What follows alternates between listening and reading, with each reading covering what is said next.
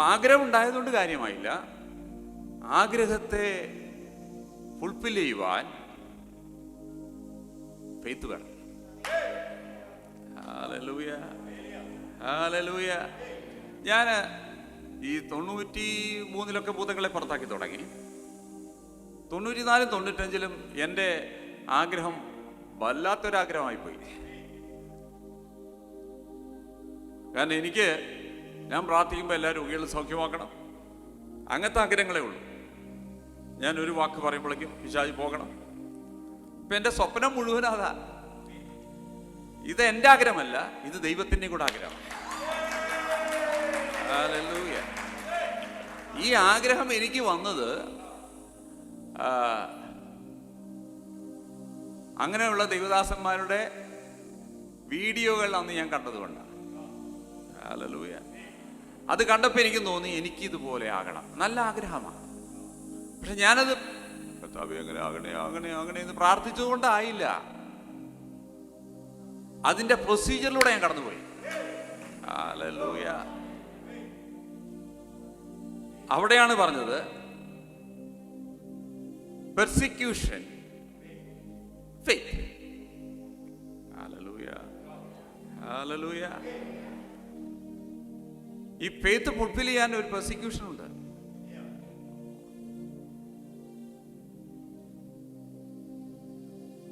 ഞാൻ പൂർണ്ണ ഉപവാസത്തിലാണ് കുറച്ച് ദിവസങ്ങളായിട്ട്. എന്നിട്ടാണ് ഇത്രയും ശക്തിയോടെ ഞാൻ നിൽക്കുന്നത്. നിങ്ങൾ എന്നെക്കാട്ടിലും ചെറുപ്പമാണ്, പക്ഷെ നിങ്ങൾക്ക് 3 നേരം വർഷം കഴിച്ചേ പറ്റൂ. നിങ്ങളെക്കാൾ പ്രായമുള്ള എനിക്ക് ഭക്ഷണം ഇഷ്ടമല്ലാഞ്ഞിട്ടൊന്നുമല്ല, ഇതിന്റെ പേര് സാക്രിഫൈസ് ആണ്. ഹല്ലേലൂയ. കാരണം വേറൊന്ന് കിട്ടാൻ വേണ്ടി നമ്മളെ തന്നെ ക്രൂശിക്കുകയാണ്. ഹല്ലേലൂയ. ഉപവസിക്കുന്നവരല്ലേ നിങ്ങൾ? അത്ര സുഖമുള്ള കാര്യമൊന്നുമല്ല. പ്രത്യേകിച്ച് യാത്ര ചെയ്യാൻ വലിയ ബുദ്ധിമുട്ടാണ്. ഇന്നലെ പെരുമ്പാവൂരിലായിരുന്നു ഞാൻ. എത്ര മണിക്കൂർ? 11:45 മുതൽ 2 മണി വരെ. 11:30 മുതൽ 2 മണി വരെ ഒറ്റ സ്ട്രെച്ചിലാണ് നിന്ന്. എന്നിട്ടാണ് അത്രയും ദൂരം യാത്ര ചെയ്തിട്ടാണ് രാവിലെ ഇത്രയും ദൂരം യാത്ര ചെയ്ത് ഇവിടെ വന്ന് ശുശ്രൂഷിച്ച്, ഇനിയിപ്പോൾ ഒന്ന് വൈകിട്ടും കൂടെ ശുശ്രൂഷിച്ചിട്ടാണ് രാത്രി വില കഞ്ഞി കുടിക്കുന്നത്. ഞാൻ ചെയ്യുന്ന കുറച്ച് കാര്യങ്ങൾ ലൈവിൽ ഞാൻ ഉറക്കം വിളിച്ചു പറയുകയല്ല, ഞാൻ വരുമെന്ന് പറയുകയല്ല. പക്ഷെ ഒന്ന് നേടണമെങ്കിൽ നേടിക്കഴിഞ്ഞല്ലോ ബിഷപ്പ്. ഞാൻ ഇപ്പം കൈ വെച്ചാലും കൈ നീട്ടിയാലും പിശാച് പോകുന്നത് നിങ്ങൾ 100% അറിയാം. പക്ഷെ ഞാനിവിടെ നിൽക്കാൻ ആഗ്രഹിക്കുന്നില്ല. എനിക്ക് എൻ്റെ ആഗ്രഹം ഇനി വർദ്ധിക്കുകയാണ്. ഈ ആഗ്രഹങ്ങൾ ഒരിക്കൽ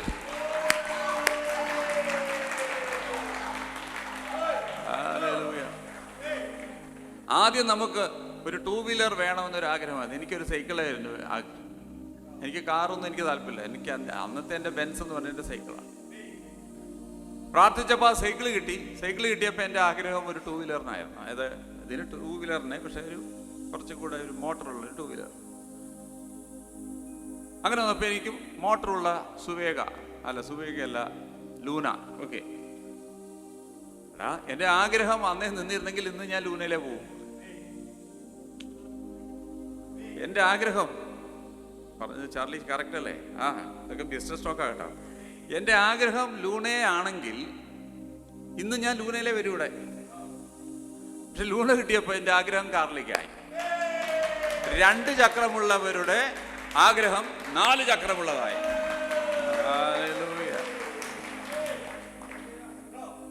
അപ്പൊ 4 ചക്രമുണ്ട് ഒരു കാറ് പോരെ? അപ്പൊ നമുക്ക് ആ കാറ് പോരാ, അതിനേക്കാൾ വലിയ കാറാണ്.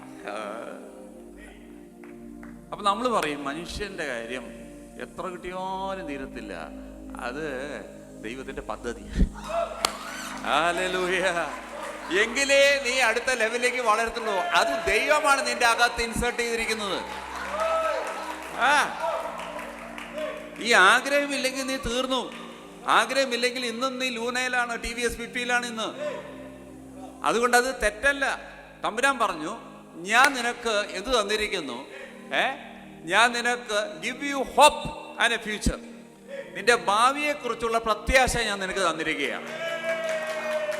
നിന്റെ ഭാവി എന്താകണമെന്ന് ഇന്ന് നീ എന്ത് കാണുന്നു, നാളെയാ നീ അതാകുന്നത്. ഹല്ലേലൂയ. ഇന്ന് നീ കാണുന്നതാണ് നാളെ നീ ആകുന്നത്. Hallelujah, hallelujah. ഇത് ഒരുപാട് പ്രൊസീജിയർ ഉണ്ട് ഇതിൻ്റെ അകത്ത്. ഇത് വിഷ്വലൈസേഷൻ ഉണ്ട്, മെഡിറ്റേഷൻ ഉണ്ട്, കൺഫെഷൻ ഉണ്ട്, ഇമാജിനേഷൻ ഉണ്ട്. അതൊക്കെ ഞാൻ പിന്നീട് പഠിപ്പിക്കാം.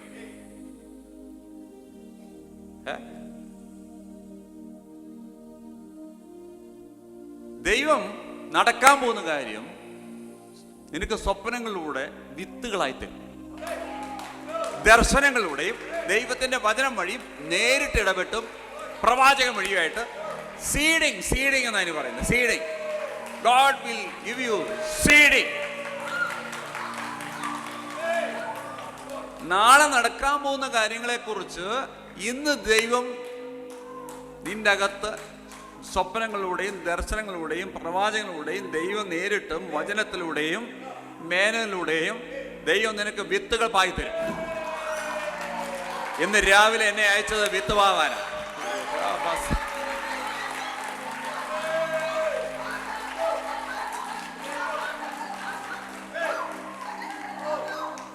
എന്നെ അയച്ചത് വിത്ത് വിതറാനാണ്. ഞാൻ രാവിലെ വിത്ത് കൊണ്ട് വന്നിരിക്കുകയാണ്. ഞാൻ ഈ വിത്ത് വിതറുമ്പോൾ നല്ല നിലത്ത് വീണത് മാത്രമേ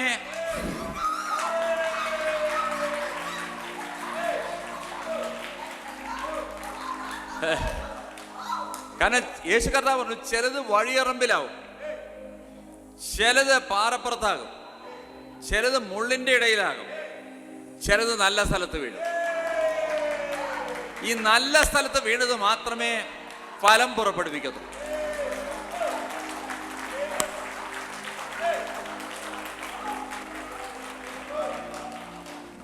അതുകൊണ്ടാണ് മെസ്സേജ് പറയുമ്പോൾ മൊബൈലിൽ മെസ്സേജ് അയച്ചുകൊണ്ടും മൊബൈലിൽ കളിച്ചുകൊണ്ടും അങ്ങോട്ടും തിരിഞ്ഞ് ഇങ്ങോട്ടും തിരിഞ്ഞ് കൊട്ടുവായി ഇട്ടുകൊണ്ട് ഇടയ്ക്കിടയ്ക്ക് മൂത്രശങ്ക ഇടയ്ക്കിടയ്ക്ക് ഒന്ന് പോയി നോക്കും. ഒരു മര്യാദയ്ക്കൊന്നും ഇരുന്ന് കേൾക്കാൻ ആകെ ഇരിക്കുന്നത് 1-1.5 മണിക്കൂറാണ്. അവന് 5 പ്രാവശ്യം ബാത്റൂം പോകണം.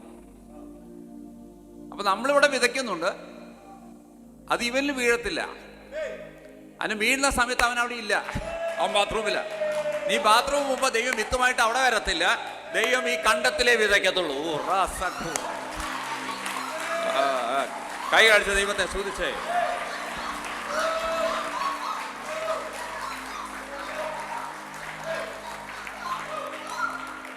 കൊച്ചേ, നീ ബാംഗ്ലൂർ ഇരിക്കുമ്പോ അവിടെ വന്നിട്ടല്ല, ഹോസ്റ്റലല്ല വിതയ്ക്കുന്നത്, വിതയ്ക്കുന്ന കണ്ടത്തിൽ നീ വന്നിരിക്കുമ്പോ വിതയ്ക്കുന്ന കണ്ടത്തിൽ നീ അവിടെ ഉണ്ടെങ്കിൽ നിന്റെ പാടത്ത് വിത്ത് വീഴും, നിന്റെ പാടത്ത് വിത്ത് വീഴും. ദൈവത്തെ സ്തുതിച്ചേ. നീ ആയിരിക്കുന്നിടത്ത് ദൈവം വിതയ്ക്കുകയാണ്. നല്ല നിലത്ത് വീഴ്, നല്ല നിലത്ത് വീഴ്. നല്ല നിലത്ത് വീണത്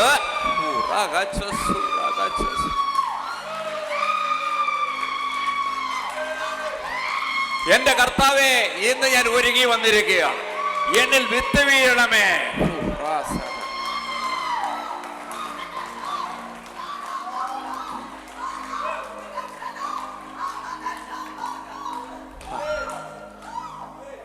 വിത്ത് നല്ല ഒരുങ്ങിയ സ്ഥലമാണ് കണ്ടം. കാരണം വിത്ത് വരുന്നതിന് മുമ്പേ പാടം ഒരുങ്ങും, അല്ലെങ്കിൽ പാടത്തെ ഒരുക്കും, പാടത്തെ ഉഴുതും, കട്ട ഉടയ്ക്കും, വളമിടും, വെള്ളം ചേർക്കും. കണ്ടത്തെ റെഡിയാക്കിയതിന് ശേഷമാണ് വിത്ത്.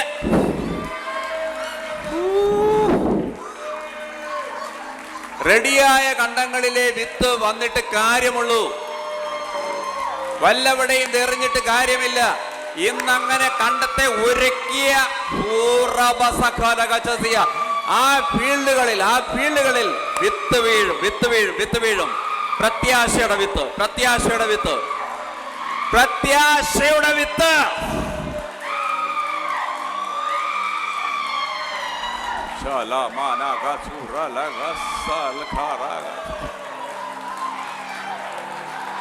നിന്നെ കുറിച്ചുള്ള ശുഭഭാവി എന്റെ പദ്ധതി ഇന്നത്തെ അല്ല നാളത്തെ കുറിച്ച്. എന്റെ പദ്ധതി ഇന്നത്തെ അല്ല നാളത്തെ കുറിച്ച്. നിന്റെ ജീവിതത്തിൽ നാളെ നടക്കാൻ പോകുന്ന ദൈവം ഇന്ന് പറയുകയാണ്.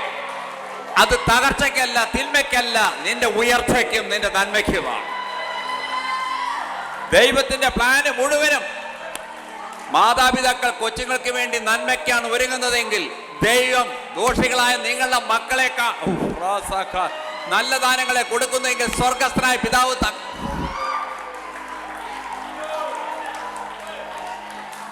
ഈ ഒരൊറ്റ മെസ്സേജ് മതി നീ തൃശ്ശൂരിനെ കീഴ്മേൽ മറിക്കുവാൻ. തൃശ്ശൂർ മൊത്തം വിടുവിക്കപ്പെടും. എന്താ കാര്യം? ഫ്യൂച്ചറാണ്. എല്ലാ മുട്ടും മടങ്ങും. എല്ലാ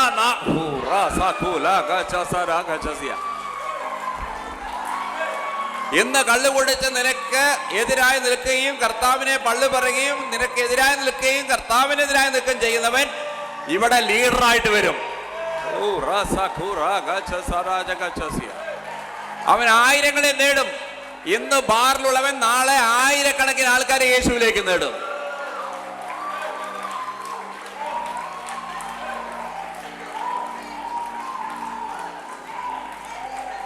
അവൻ വീണ്ടും ജനിച്ചാൽ അവന്റെ അകത്ത് പ്രത്യാശ മുളയ്ക്കും.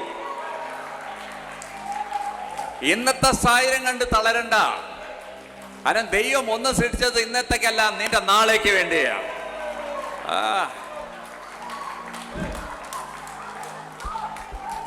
നിന്റെ ആഗ്രഹമായിരുന്നു ഒരു എഞ്ചിനീയർ ആകണമെന്ന്. അതിന് നീ ആരംഭിച്ചത് ഇന്നലെ അല്ല, ഇന്നല്ല, ഇന്നലെ ആരംഭിച്ചു. ഇന്നലെ നീ ആരംഭിച്ചതാണ് നാളെ നീ ആകുന്നത്. നീ ഒരു സുപ്രഭാതത്തിൽ ഒരു MBBS ഡോക്ടർ ആയില്ല. നീ ഒരു പ്രൊസീജിയറിലൂടെ കടന്നുപോയി. നിന്നോട് 7ാം ക്ലാസ്സിൽ നിന്റെ ടീച്ചർ ചോദിച്ചു നിന്റെ ആഗ്രഹം എന്താണ്. അന്ന് നീ പറഞ്ഞു ഒരു ഡോക്ടർ ആകണമെന്ന്. ഇന്ന് നീ ഡോക്ടറായത് അന്ന് നീ ടീച്ചറോട് പറഞ്ഞോ.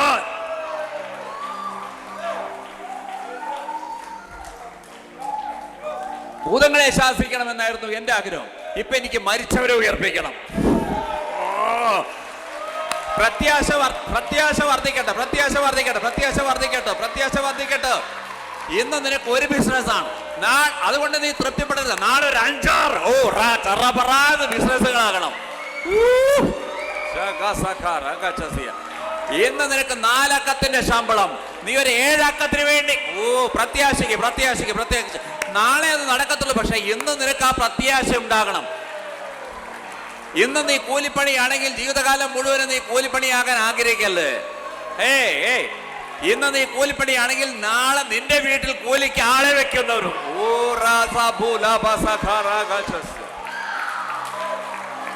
ഇന്ന് നീ കൂലിപ്പണിക്ക് പോകും, നാളെ നിന്റെ വീട്ടിൽ കൂലിപ്പണിക്ക് ആളെ നീ വെക്കും.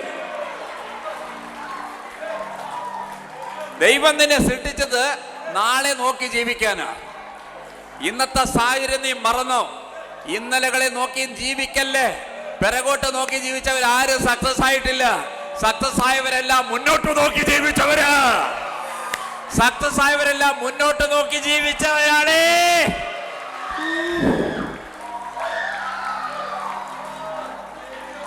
മുന്നോട്ട് നോക്കി ജീവിക്കുക, മുന്നോട്ട് നോക്കി ജീവിക്കുക.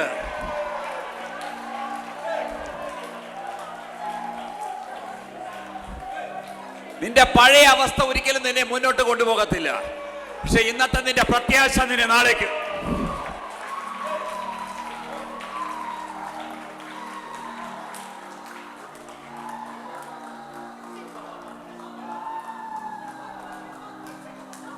ദൈവത്തിന്റെ പ്ലാന് നിന്നെ കുറിച്ചുള്ളത് നിന്റെ ഉയർച്ചയ്ക്കാണ്. എനിക്ക് അത്രേ അറിയത്തുള്ളൂ, നിന്റെ തകർച്ചയ്ക്കല്ല.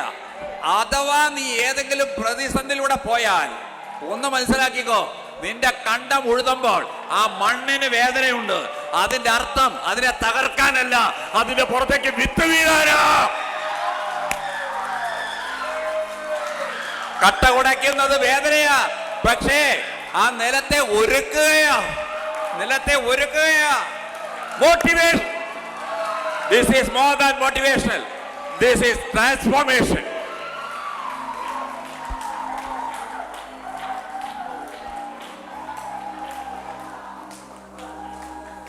You are born again to a living hope. You are born again to a living hope.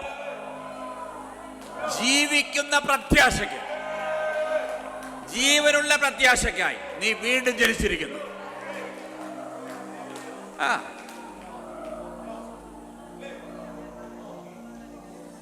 ആദ്യത്തെ മനുഷ്യനായിരിക്കുന്ന ആദാമിനെ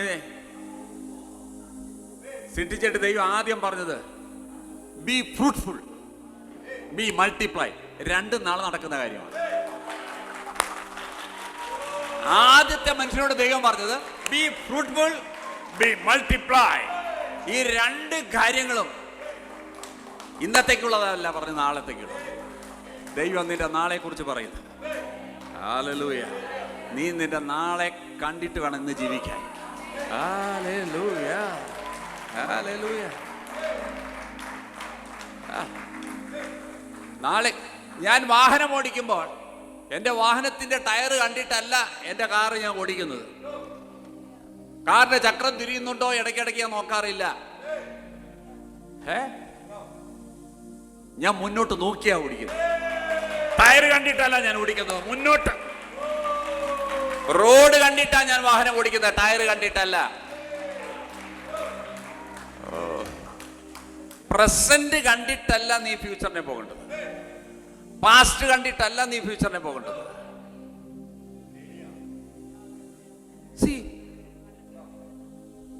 നീ ദൈവത്തെ അറിഞ്ഞ വ്യക്തി, നീ ശത്രുവിനെ പ്രസാദിപ്പിക്കാത്ത വ്യക്തി, നീ ഒരു ഞായറാഴ്ച പോലും സഭായകം വിടാത്ത വ്യക്തി, നീ അന്യഭാഷയിലും പാട്ടും പ്രാർത്ഥനയായിട്ട് കഴിയുന്ന വ്യക്തി, നിനക്കല്ലാതെ ബ്ലെസ്സിങ് ആർക്കാ വരിക? അതാ എന്റെ ചോദ്യം. നിനക്കല്ലാതെ ഈ ബ്ലെസ്സിങ് ആർക്കാ വരിക? നിനക്കല്ലാതെ ഈ ബ്ലെസ്സിങ് ആർക്കാ വരിക? ഈ ബ്ലെസ്സിങ് നിന്റേതാ, നിന്റേതാ, നിന്റേതാ, നിന്റേതാ. അതാ എന്റെ ചോദ്യം. നീ വ്യഭിചരിക്കാനും കള്ളു കുടിക്കാനും കള്ളക്കടത്തിനും പോകുന്ന വ്യക്തിയല്ല. നീ ആരും ഉപദ്രവിച്ചുകൊണ്ട് ജീവിക്കുന്ന വ്യക്തിയല്ല. ഈ ഞായറാഴ്ച അനേകർ കടന്നുറങ്ങുമ്പോൾ രാവിലെ എഴുന്നേറ്റ് ഇവിടെ 7:45 എത്തണമെങ്കിൽ നീ 4 മണിക്ക് എഴുന്നേറ്റ് യാത്ര ചെയ്ത് ഇവിടെ എത്തിയത് നിനക്കതിന്റെ ബ്ലെസ്സിങ് ഉണ്ടാകണം. നിനക്കതിന്റെ ബ്ലെസ്സിങ്സ് ഉണ്ടാകണം. ഈ വർഷം നീ ഇത് കോരിയെടുക്കും. നീ ഇത് കോരിയെടുക്കും, കോരിയെടുക്കും. God bless you with his mighty blessing.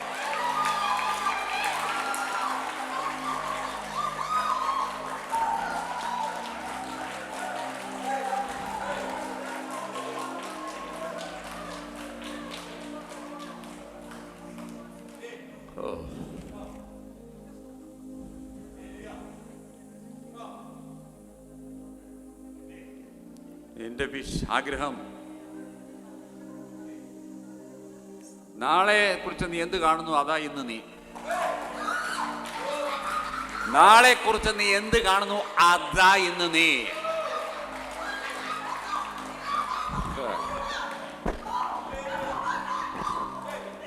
ഇന്നലെയും ഇന്നും നോക്കി ജീവിക്കുന്നവര് ഒരിക്കലും സന്തോഷത്തോടെ ജീവിക്കത്തില്ല.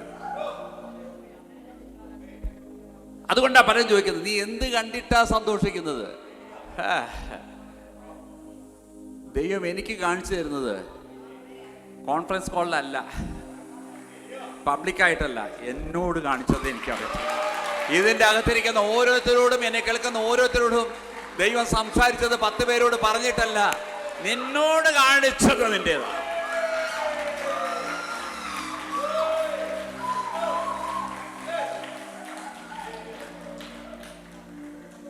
എന്നോട് കാണിച്ചത് അത് വേണോ സ്വീകരിക്കണോ വേണ്ടയോ എന്ന് എൻ്റെ തീരുമാനം.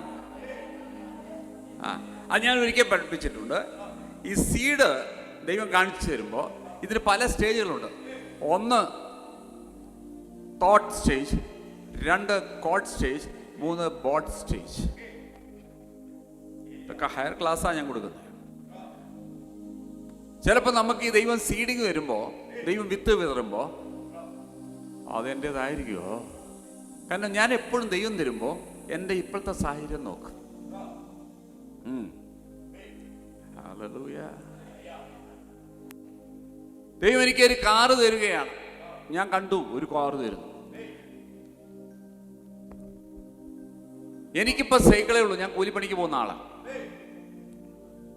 എനിക്ക് സ്വന്തമായി വീടുമില്ല. എൻ്റെ വീട്ടിലേക്ക് പോകാൻ ആ വാടക വീട്ടിലേക്ക് വഴിയുമില്ല. പക്ഷെ ദൈവം എനിക്ക് കാറ് തരുന്നു എന്ന് പറഞ്ഞാൽ എനിക്ക് വിശ്വസിക്കാൻ പ്രയാസമാണ്. അപ്പം ഞാൻ രാവിലെ എഴുന്നേറ്റിട്ട് ഭാര്യയോട് പറയും ഓരോ സ്വപ്നങ്ങളെ. അപ്പോൾ ഭാര്യ വയ്ക്കാൻ പറ്റി, അല്ല ഇന്നലെ ഞാനൊരു സ്വപ്നം കണ്ടു, അതിൻ്റെ തമാശ പറയാനാ. എനിക്കത് തമാശയായി പോയി.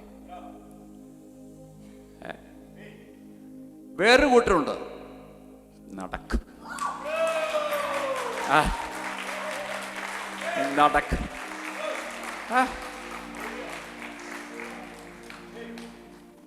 രക്ഷിക്കപ്പെട്ടിട്ട് 3 മാസം കഴിഞ്ഞപ്പോൾ ബിസിനസ് പൂട്ടിയിട്ട് സുവിശേഷ വേലയ്ക്ക് ഇറങ്ങണമെന്ന് ദൈവം പറഞ്ഞപ്പോൾ ഞാൻ സീനിയർ പാസ്റ്ററോട് പോയിട്ട് പറഞ്ഞു, എന്നോട് ഇന്നലെ ദൈവം, എൻ്റെ പ്രത്യാശ നോക്കിക്കോണേ, ദൈവം പറഞ്ഞേ ബിസിനസ്സൊക്കെ പൂട്ടിയിട്ട് സുവിശേഷ വേലയ്ക്ക് ഇറങ്ങാൻ. പാസ്റ്റർക്ക് വന്ന ദേഷ്യം ചെറുതൊന്നുമല്ല. ഞാൻ പാസ്റ്ററെ കുറ്റം പറയത്തില്ല, കാരണം പണിയെടുക്കാതെ ജീവിക്കാനുള്ള മാർഗം ഇതാ. ഒരു പണിയെടുക്കണ്ട, പാസ്റ്ററാന്ന് പറഞ്ഞിട്ട് 6 ദിവസം പുട്ടടിച്ചിട്ട് 7-ാം ദിവസം എന്തെങ്കിലും കഥ പറഞ്ഞു പോന്നാൽ മതിയല്ലോ. അപ്പോൾ പാസ്റ്റർക്ക് നന്നായിട്ട് അറിയാവുന്നതുകൊണ്ട് പാസ്റ്റർ പറഞ്ഞു, ചിരിച്ചുകൊണ്ട് പറഞ്ഞു, ഇങ്ങനത്തെ ഈ ആരംഭത്തിൽ ഇങ്ങനത്തെ പലതും കാണുന്ന, മിണ്ടാതെ വീട്ടിൽ പോയി പ്രാർത്ഥിച്ചോളാം, മര്യാദയ്ക്ക് ബിസിനസ് എന്താ വെച്ചാൽ നോക്കിക്കോളാം. ഒരു കുടുംബമില്ലേ, നടക്കണ്ടേ, ജീവിക്കണ്ടേ, ചർച്ചൊന്നും ഇപ്പോൾ ഒന്നും പ്രതീക്ഷിക്കണ്ട. പിന്നെ എങ്ങനെ ജീവിക്കും? ഒരുപാട് ക്വസ്റ്റ്യൻ ചോദിച്ചു. ലാസ്റ്റ് ഒരു കാര്യം ചോദിച്ചു, ദൈവമാണോ പറഞ്ഞു പിശാചാണോ പറഞ്ഞു? കാരണം ഞാൻ പറഞ്ഞല്ലോ, ആരംഭത്തിൽ നമുക്ക് ദൈവത്തെ അങ്ങനെയൊന്നും അറിയത്തില്ലല്ലോ. അതിൽ ഞാൻ കുടുങ്ങിപ്പോയി. ഞാൻ പറഞ്ഞു, ദൈവം ഉറപ്പുണ്ടോ? എനിക്ക് ഉറപ്പില്ല. കാരണം ദൈവമാണെന്ന് പറഞ്ഞത് എങ്ങനെ ഞാൻ പറയുക? ഒരു ശബ്ദമല്ലേ കേട്ടുള്ളൂ, അല്ലെങ്കിൽ ഒരു ദർശനമല്ലേ കണ്ടുള്ളൂ. അത് പിശാചെന്നും കാണാം, ദൈവത്തും കാണാം. അപ്പം അല്ലേ, വീട്ടിൽ പോ ബ്രദർ. ഞാൻ ഓടി. വീട്ടിൽ ചെന്നപ്പോൾ എനിക്കൊരു സമാധാനമില്ല. കാരണം ഞാൻ കണ്ടത് എനിക്ക് ക്ലിയറാണ്. പക്ഷെ അത് എനിക്ക് പറയാനും പറ്റത്തില്ല, ദൈവത്തിനാണോ പിശാചെന്നാണോ മനുഷ്യനാണോ എന്ന് എനിക്ക് പറയാൻ അത്ര ഉറപ്പില്ല. പിന്നെ ഇവരൊക്കെ സീനിയർ ആൾക്കാർ, അവരുടെ മുമ്പിൽ ഞാനെന്ത് പറയാം. 2-3 ദിവസം ഞാനിങ്ങനെ നിരാശനായി. 3 ദിവസം കഴിഞ്ഞപ്പോൾ ഒരു രാത്രി വീണ്ടും അതേ ദൈവം ഒന്നുകൂടെ പറഞ്ഞു. അപ്പം എനിക്ക് കൺഫ്യൂഷനായി. ഇപ്പം വിഷമമല്ല, കൺഫ്യൂഷനായി. അപ്പോൾ ആരോടും മിണ്ടാതെ ഞാൻ അങ്ങനെ ഇരിക്കുക. അപ്പം എൻ്റെ വൈഫ് വന്നിട്ടാണ് ചോദിക്കുന്നത്, ഇത് പറ്റി? ഞാൻ പറഞ്ഞൊന്നും പറയണ്ട, ആദ്യത്തെ ദൂത് പാസ്റ്റർ പറഞ്ഞല്ലോ പറ്റത്തില്ല വേണ്ടെന്ന്. പക്ഷെ ഇന്നലെ ദൈവം ഒന്നുകൂടെ ഇടപെട്ടു. ഉറപ്പാ? ഞാൻ പറഞ്ഞു ദൈവം ഇടപെട്ടു. അപ്പോൾ പറഞ്ഞു, അങ്ങനെ ദൈവത്തിന് ഉറപ്പാണോ? ഞാൻ പറഞ്ഞു ഉറപ്പായിരിക്കും. അങ്ങനെയാണെങ്കിൽ ഇനിയിപ്പോൾ ആരോടും ചോദിക്കേണ്ട അറിയിക്കൊള്ളാം. അപ്പം ഞാൻ പറഞ്ഞു, പാസ്റ്റർ പറഞ്ഞ കറക്റ്റ് അല്ലേ, നമ്മൾ എങ്ങനെ ജീവിക്കും? സമയം പോകുന്നില്ലേ, എങ്ങനെ ജീവിക്കും? അപ്പോൾ അവൾ പറഞ്ഞു, ഞാൻ ജോലിക്ക് പോവാം. ഞാൻ പറഞ്ഞല്ലോ, ഞങ്ങൾ മേനന്മാർ പെണ്ണുങ്ങളെ ജോലിക്ക് വിറ്റിട്ട് കാശുകൊണ്ടൊന്നും കഴിയുന്നവരല്ല. ഞങ്ങൾ ജോലി ചെയ്തിട്ട് അവർ കഴിയണം, അതല്ലേ നമ്മുടെ സിസ്റ്റം. ഞാൻ പറഞ്ഞു, അത് വേണ്ട, പിന്നെ എങ്ങനെ കഴിയും? അപ്പോൾ നീ പോവില്ലേ? ഞാൻ പോയിക്കോളാം. അങ്ങനെ അവളാണ് എന്നെ സപ്പോർട്ട് ചെയ്ത് മിനിസ്ട്രിയിൽ ഇറക്കിയത്.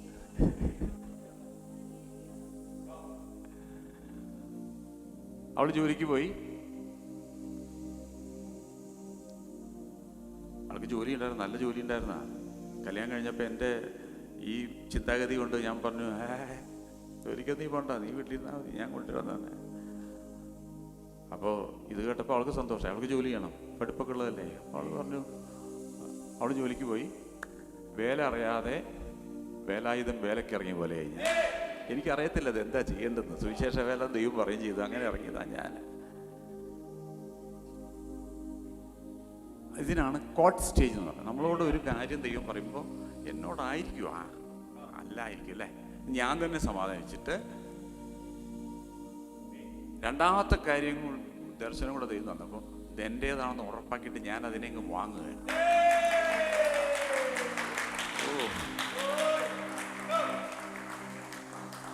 പണ്ടൊരു സിനിമയുണ്ടായിരുന്നു, വിൽക്കാനുണ്ട് സ്വപ്നങ്ങൾ. സിനിമ പേരാണ്. തമ്പുരാൻ സ്വപ്നം വിൽക്കുകയാണ്, നമ്മൾ വാങ്ങുക.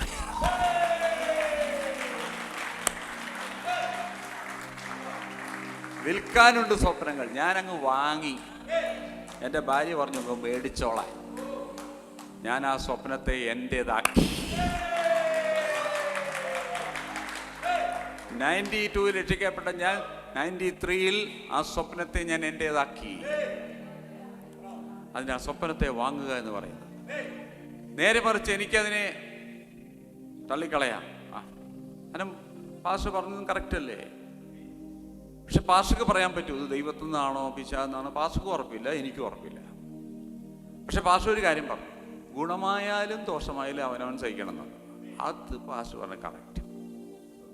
കാരണം പാസ്റ്റർ പറഞ്ഞിട്ടല്ലല്ലോ ഇറങ്ങിയത്. അപ്പൊ എനിക്ക് സംശയത്തിലാണ് ഞാൻ ഇറങ്ങിയെങ്കിൽ എൻ്റെ അഹങ്കാരം, അത് ഞാൻ അത് സഹിച്ചോണം. ഒരു ദിവസം ഞാനും പാസ്റ്ററും കൂടെ ഒരേ സ്റ്റേജിൽ പ്രസംഗിക്കുക. അധികം വർഷം പോലും ആയിട്ടില്ല. അത് രസമുണ്ടേ. ഞാൻ ചർച്ചിൽ പോയപ്പോൾ പാസ്റ്റേജിലിരിക്കുമ്പോൾ MA വർഗീസ് മാവേലിക്കരയിൽ ക്രൂസൈഡിൽ പ്രസംഗിക്കുന്നു എന്ന് കേട്ടപ്പോൾ അതിൽ നമ്പർ 1 എന്നിട്ടിട്ട് ഞാൻ മഷി കൊണ്ട് പെന്നുകൊണ്ട് നമ്പർ 2 മനു എന്നും കൂടി എഴുതി. എന്നിട്ട് ഒരു കാർട്ടൂൺ പോലെ എൻ്റെ ഒരു ഫോട്ടോ കൂടെ അങ്ങ് വെച്ചു. അപ്പോൾ പാസ്റ്ററാൻഡി ചായയും കൊണ്ട് വരുമ്പോൾ ഞാൻ ഇതിൽ ചിത്രം വരച്ചുകൊണ്ടിരിക്കുക നോട്ടീസിൽ. അപ്പോൾ ആൻറ്റി ചോദിച്ചത് എന്താണെന്ന് ചോദിച്ചപ്പോൾ ഞാൻ പറഞ്ഞു ഇത് കാണിച്ചു കൊടുത്തു.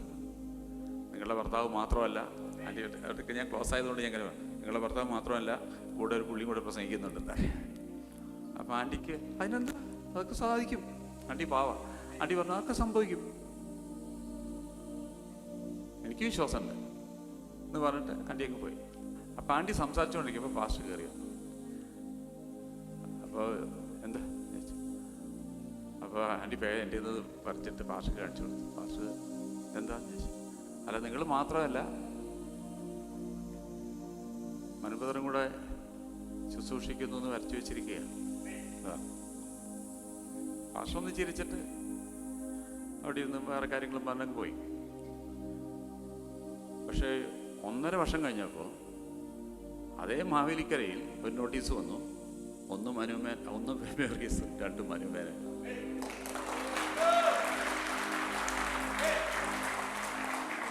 അവിടുത്തെ വിശ്വാസികളെ ചിലപ്പോൾ ഈ ലൈവിൽ ഇത് കാണുന്നുണ്ടാവും. അപ്പം ഞാൻ എൻ്റെ സീനിയർ പാസ്റ്ററാണ്. അപ്പം പാസ്റ്ററുടെ പെട്ടിയും പിടിച്ച് പോകുന്നതല്ല എൻ്റെ ബ്ലെസ്സിങ്.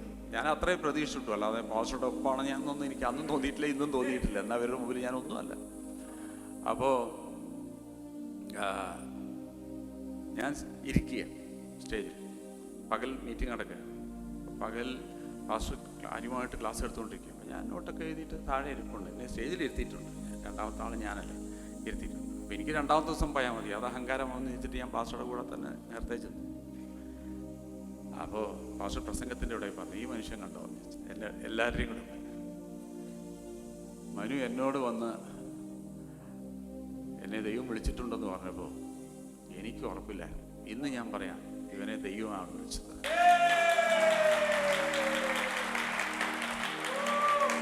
കുറച്ച് വർഷങ്ങൾക്ക് ശേഷമാണ് പാസ്റ്റർ പറയുന്നത് മനുവിനെ ദൈവമാണ് വിളിച്ചത്. അപ്പം എനിക്ക് ഞാൻ ആ ഫോട്ടോ, ഞാൻ എൻ്റെയും കൂടെ പേര് എഴുതിയതും ഫോട്ടോ വരച്ചതും ഇന്ന് നടക്കുന്ന കാര്യമല്ല, നാളെ നടക്കാൻ പോകുന്ന ഇന്ന് ഞാൻ കണ്ടിട്ടുണ്ട്. അത് ദൈവം എപ്പോഴും നാളത്തെ കാര്യമാണ് പറയുന്നത്. അതിനെ തള്ളിക്കളയല്ലേ. ഒന്ന് നമ്മൾ പറയും തമാശ നോക്കിക്കോട്ടെ, ദൈവത്തിൻ്റെ നടക്കാത്ത കുറേ കാര്യങ്ങളും പറഞ്ഞിട്ട് നമ്മൾ തമാശയ്ക്ക് പറയും. പക്ഷെ അതെല്ലാം തമാശയല്ല കേട്ടോ. ദൈവം കാണിച്ചു തരുന്നത് തമാശയാണോ സീരിയസ് ആണോ എന്ന് അവനവനാ തീരുമാനിക്കുന്നത്. ഇപ്പൊ ദൈവം നിങ്ങളെ നാളെ തൃശ്ശൂരിന്റെ കലക്ടറാക്കി കാണിച്ചു തന്നാൽ കൊച്ചുങ്ങളോട് ഞാൻ പറയാം എന്തുകൊണ്ട് നടക്കത്തില്ല? വല്ല ആനക്കാരിയാണോ? വിശ്വസിക്കുന്നവർക്കെല്ലാം സാധ്യം. വിശ്വസിക്കുന്നവർക്കെല്ലാം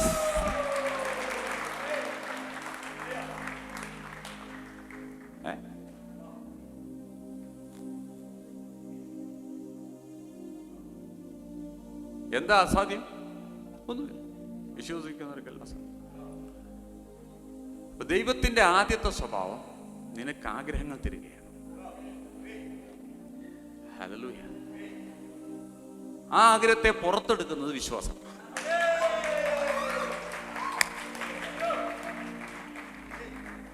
കാരണം പ്രത്യാശ എപ്പോഴും ഇപ്പോഴല്ല, വിശ്വാസം ഇപ്പോഴാണ്. പ്രത്യാശ ഇന്ന് നടക്കുന്നതല്ല, പ്രത്യാശ നാളെ നടക്കുന്നതാണ്. അതുകൊണ്ട് ദൈവം വിശ്വാസമല്ല ആദ്യം തരിക, ആദ്യം പ്രത്യാശ തരും.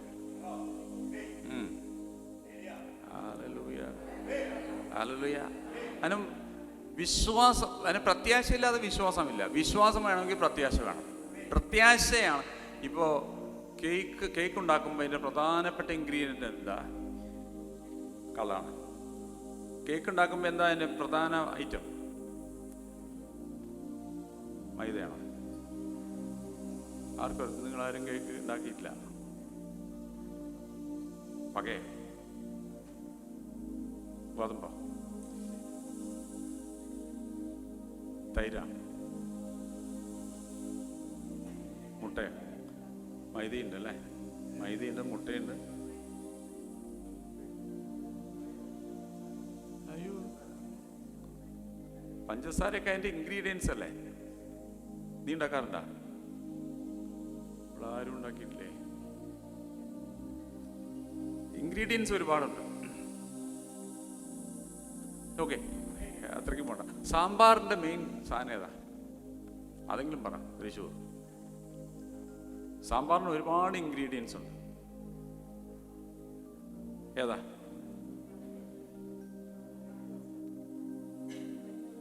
പരിപ്പ്. ഞാൻ പരിപ്പ് ഇടാതെ സാമ്പാർ ഉണ്ടാക്കും. ഞങ്ങൾക്കറിയാം അല്ലേ? പരിപ്പിടാതെ സാമ്പാർ ഉണ്ടാക്കില്ലേ? ആ, മീനില്ലാതെ അവിടെ മീൻകറി വയ്ക്കുന്നത്. പിന്നെയാണ് സാമ്പാറിന് പരിപ്പ് നല്ലതാണ്, സാമ്പാർ പരിപ്പ് നല്ലതാണ്. പക്ഷേ ഇപ്പോഴത്തെ സാമ്പാറിന് എല്ലാവരും പരിപ്പ് ഉപയോഗിക്കാറില്ല. പരിപ്പ് വേണമെന്നില്ല, അങ്ങനെയും സാമ്പാർ ഉണ്ടാക്കാം. സാമ്പാറിൻ്റെ മെയിൻ ഇൻഗ്രീഡിയൻ്റ് എന്ന് പറഞ്ഞാൽ കഷ്ണങ്ങളാണ്. ഇല്ലെങ്കിൽ സാമ്പാർ രസമായി പോകും. സാമ്പാറിന് രസം അത്രയല്ലേ വ്യത്യാസമുണ്ട്. നിങ്ങൾ ഈ സഹോദരിമാരല്ലേ ഇതൊക്കെ പറയട്ടെ? കഷ്ണമില്ലാത്ത സാമ്പാറിനെ നമ്മൾ രസം എന്നാണ് വിളിക്കുന്നത്. എൻ്റെ അറിവിൽ സാമ്പാറിൻ്റെ മെയിൻ ഇൻഗ്രീഡിയൻ്റ് എന്ന് പറയുന്നത് കഷ്ണങ്ങളായിരിക്കണം. പക്ഷേ ഇതിന് ഉപ്പില്ലെങ്കിൽ പോയി. അപ്പോൾ അതുകൊണ്ട് അതൊക്കെ ഇൻഗ്രീഡിയൻസാണ്. വെള്ളം വേണ്ടേ? അപ്പോൾ അത് ഇമ്പോർട്ടൻ്റ് അല്ലേ? വെള്ളം ഇല്ലെങ്കിൽ തീർന്നേ. അപ്പോൾ പക്ഷെ മെയിൻ പറഞ്ഞാൽ സാമ്പാറിന് കഷ്ണങ്ങളാണ്. ഓരോന്നുണ്ടാക്കുമ്പോൾ അതിനൊരു മെയിൻ ഒരു സാധനം. ഹോപ്പ് പുറത്തു വരണമെങ്കിൽ അതിൻ്റെ ഇൻഗ്രീഡിയൻ്റ് ഫെയ്ത്താണ്. അപ്പൊ ഇവിടെ പറഞ്ഞു, നാളെ നടക്കാൻ പോകുന്ന നിന്റെ ശുഭഭാവി ഞാൻ ഇപ്പൊ നിന്നോട് പറയും. ശുഭഭാവി അത് പോസിറ്റീവാ. നാളെ നടക്കാൻ പോകുന്ന നെഗറ്റീവിനെ കുറിച്ചല്ല ദൈവം പറയുന്നത്. നാളെ നടക്കാൻ പോകുന്ന പോസിറ്റീവിനെ കുറിച്ചാണ് പറയുന്നത്. നെഗറ്റീവിനെ കുറിച്ച് പറയുന്നത് പിശാച.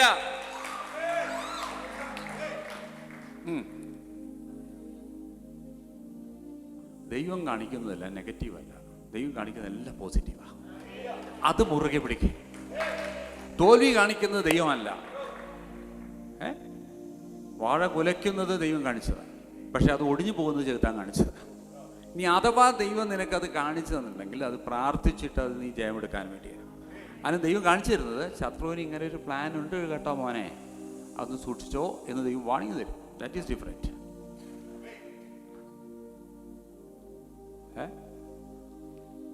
അതുകൊണ്ട് ശുഭഭാവി.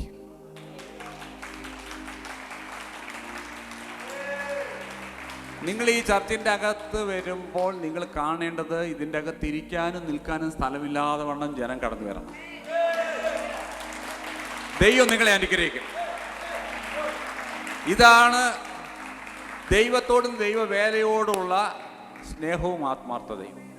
അല്ലാതെ എൻ്റെ കുടുംബം നന്നായി വരട്ടെ, എൻ്റെ മക്കളൊക്കെ കളക്ടറാവട്ടെ, ബിഷപ്പ് പറഞ്ഞ അത് ഇരിക്കട്ടെ, പക്ഷെ ദൈവത്തിന് വേണ്ടി പ്രയോജനം വേണ്ടേ? അപ്പം ദൈവിക കാര്യങ്ങൾ ഇതുപോലെ തൃശ്ശൂർ പട്ടണം മൊത്തം പിടിപ്പിക്കപ്പെടുന്നത് കാണും. ഇവിടുത്തെ കള്ള് ഷോപ്പുകളെല്ലാം പൂട്ടുന്നത് കാണും. ഇവിടെ രാഷ്ട്രീയ കൊലപാതകങ്ങൾ നിൽക്കുന്നത് കാണണം. ഓരോ ദിവസവും ഭയപ്പെടുത്തുന്ന ന്യൂസ് നിൽക്കുന്നത് കാണണം. ഹല്ലേലൂയ. കാരണം ഇപ്പൊ കാണുന്നത് നാളെ സംഭവിക്കും. ഹല്ലേലൂയ. ഇപ്പൊ കാണുന്നത് നാളെ സംഭവിക്കും. ഇപ്പൊ എന്ത് കാണാം? നല്ലത് കാണാം. അടുത്തിരിക്കുന്ന വ്യക്തിയോട് പറഞ്ഞത് നല്ലതേ കാണാവൂ. ഹല്ലേലൂയ. ഉറപ്പാ റിസൾട്ട് വരും. ഇവിടെ സാക്ഷ്യങ്ങൾ വരും. ഹല്ലേലൂയ. ഇന്നത്തെ രോഗം നാളത്തെ സൗഖ്യമാണ്. പക്ഷെ രോഗമുള്ളപ്പോഴേ നീ മരണ ശവപ്പെട്ടിയല്ല കാണേണ്ടത്. അങ്ങനെ വന്ന ജീവിതം എന്തായില്ലേ? പിന്നെ അസാധ്യങ്ങളില്ലല്ലോ. വിശ്വാസം മുന്നോട്ട് പോയാൽ മതി. പക്ഷെ ആ വിശ്വാസം പെർസിക്യൂഷനിലൂടെ കടന്നു പോകുമ്പോൾ നമ്മൾ പെറുപെറുക്കും. അത് തെറ്റാണ്. അപ്പം മനസ്സിലാക്കേണ്ടത് പ്രൊസീജിയറാണ്. പൊട്ടക്കിണർ പ്രൊസീജിയറാണ്.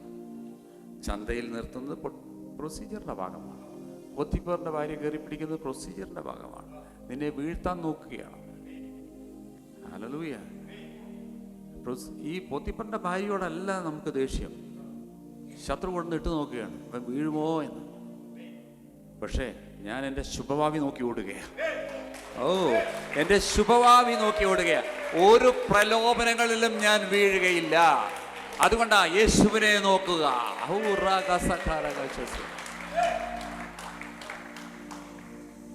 നീയാണ് നടക്കുന്നതെങ്കിൽ ഞാനും വെള്ളത്തിലൂടെ നടക്കും.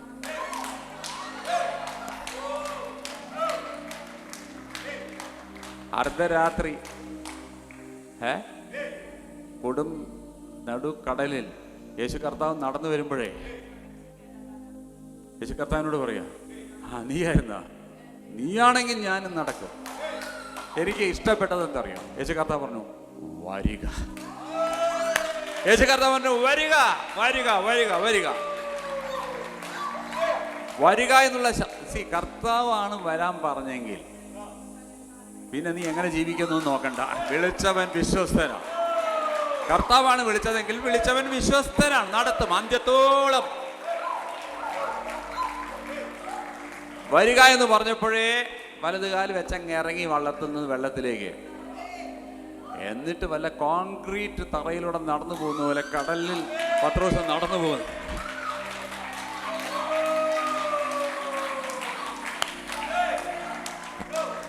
യേശുവിൻ്റെ അടുക്കലെത്തിയപ്പോ വിശ്വാസത്തിന്റെ നായകനും പൂർത്തീകരണമായ യേശുവിനെ നോക്കുക എന്ന് പറയുന്ന ആ സാഹചര്യത്തിൽ ഈ പത്രോസ് യേശുവിനെ നോക്കുന്നതിന് പകരം കാറ്റിനെ നോക്കി. അപ്പുറത്ത് കാറ്റടിക്കുക. ഈ കാറ്റ് നേരത്തെ ഉണ്ട്. നിന്നോട് ആര് പറഞ്ഞു കാറ്റിനെ നോക്കാൻ? നീ യേശുവിനെ നോക്കുക. ഹല്ലേലൂയ. കാരണം നീ മുങ്ങാനാണ് കാറ്റ്, നിന്നെ നിർത്തുന്നതാണ് യേശു. നീ മുങ്ങാതിരിക്കുക. നീ യേശുവിൻ്റെ മുന്നിൽ നിന്നിട്ടും നീ മുങ്ങിയതിൻ്റെ കാരണം നീ കാറ്റ് കണ്ടതാണ്. അതിന് യേശു ഉത്തരവാദിയല്ല. നിന്നോട് പറഞ്ഞില്ല അങ്ങോട്ട് നോക്കാൻ. അത് ഇളക്കി മറിക്കുന്ന കാറ്റാ. നീ എന്തിനാ അങ്ങോട്ട് നോക്കി? അപ്പൊ നമ്മുടെ ലക്ഷ്യത്തിൽ നിന്ന് നമ്മളെ മാറ്റാൻ വേണ്ടി അവിടെ ഒരു കാറ്റിനെ കൊണ്ടുവരും. അത് എന്നെ തെറ്റിക്കാൻ. നീ സിംഹാസനത്തിൽ എത്താൻ ഇനി അധിക സമയം വേണ്ട. അത് ശത്രുവിന് നന്നായിട്ട് അറിയാം. പലപ്പോഴും പലരുടെയും ജീവിതത്തിൽ പിശാച് കൂടുതൽ കളിക്കുന്നതിന്റെ കാര്യം നീ അവിടെ എത്തുമെന്നുള്ളൂ.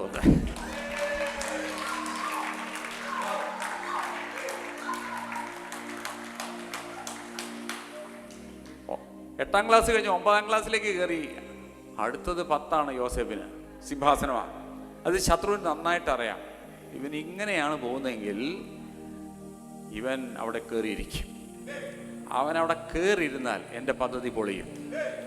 അതുകൊണ്ട് ഇവനെ അങ്ങനെ വിട്ടാൽ പറ്റത്തില്ല എന്ന് പറഞ്ഞിട്ടാണ് പോത്തിഫറിന്റെ ഭാര്യ മുന്നിലിട്ട് കൊടുത്തത്. യോസേഫ് പോത്തിഫറിന്റെ ഭാര്യ മാറടി,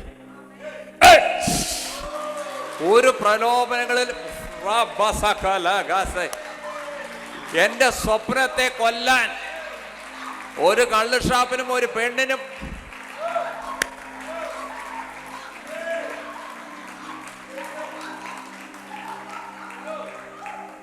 ഇവിടേക്കാണ് നിനക്ക് ഇന്ദ്രിയ ജയം വരേണ്ടത്. അപ്പൊ നമ്മുടെ ആഗ്രഹത്തെ, ദൈവം തന്നിരിക്കുന്ന ആ പ്രത്യാശയെ ഫുൾഫിൽ ചെയ്യാൻ വേണ്ടി നമ്മൾ ഉപവസിക്കേണ്ടി വരും, മണിക്കൂർ പ്രാർത്ഥിക്കേണ്ടി വരും. ഹല്ലേലൂയ. ഇന്ന് മുതൽ 1 മണിക്കൂറുള്ള പ്രാർത്ഥനയൊക്കെ നിർത്തിയിട്ട് ഒരു 5-6 മണിക്കൂർ അങ്ങ് കയറിക്കോ. ദൈവം നിനക്ക് കാണിച്ചു തരും. ദൈവത്തിന്റെ ഒരു സ്വഭാവം കൂടെ പറഞ്ഞിട്ട് ഞാൻ അവിടെ നിർത്താം. എനിക്ക് തോന്നുന്നത് വിശുദ്ധ യോഹന്നാന്റെ സുവിശേഷം 16-ാം അധ്യായം 13-ാം വാക്യമാണെന്ന് തോന്നുന്നു. വിശുദ്ധ യോഹന്നാന്റെ സുവിശേഷം 16:13. സത്യത്തിന്റെ ആത്മ വരുമ്പോഴോ അവൻ നിങ്ങളെ സകല സത്യത്തിലും വഴി നടത്തും എന്ന് പറഞ്ഞിട്ട് പറഞ്ഞു, അവൻ സ്വയമായി സംസാരിക്കാതെ താൻ കേൾക്കുന്നത് സംസാരിക്കും. വരുവാനുള്ളത് നിങ്ങൾക്ക് അറിയിച്ചു തരും. വരുവാനുള്ളത് നിങ്ങൾക്ക് അറിയിച്ചു തരും. ഇതാണ് സീഡിങ് എന്ന് പറയുന്നത്. പരിശുദ്ധാത്മാവിന്റെ ഏറ്റവും വലിയ ലാംഗ്വേജ് എന്ന് പറയുന്നത് സ്വപ്നവും ദർശനവുമാണ്.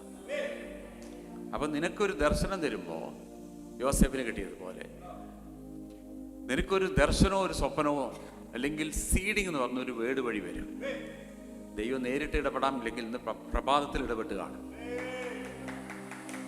അത് നിങ്ങൾ വാരി പിടിക്കണം. അത് വിത്ത. ഇതിനെ നമ്മൾ 100 മേനിയാക്കണം.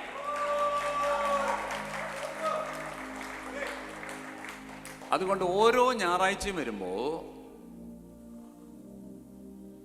പാടം വിത്തിന് പാകമാക്കി വെക്കണം. അതുകൊണ്ട് അവിടെ വരുമ്പോ എടി ഇന്നലെ എന്ത് കഴിച്ചു, ഇന്നലെ നീ എവിടെയായിരുന്നു, ഞാൻ 2 പ്രാവശ്യം വിളിച്ചു കേട്ടില്ലല്ലോ, ഇതൊന്നും പറയാതെ ഇവിടെ വരുമ്പോഴേ അന്യഭാഷ പറഞ്ഞ് പാടത്തെ ആമേൻ ഒന്ന് ഒരുക്കണം.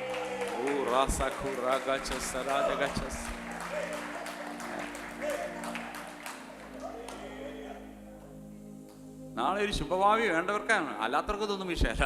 അവര് എങ്ങനെ വേണമെങ്കിലും ഇരുന്നോ, കുഴപ്പമില്ല. പക്ഷെ നാളെ ഒരു പ്രതീക്ഷയുള്ളവൻ, സിസ്റ്ററെ അതൊക്കെ പിന്നെ സംസാരിക്കാം, മീറ്റിംഗ് കഴിഞ്ഞിട്ട് ഞാൻ കാണാം കേട്ടോ, ഇപ്പൊ ഞാൻ ഒരുങ്ങുകയാണ്. കാരണം വിത്തായിട്ട് ഒരാളെ അയച്ചിട്ടുണ്ട് ദൈവം. വിത്തായിട്ട് ഒരാളെ അയച്ചിട്ടുണ്ട്.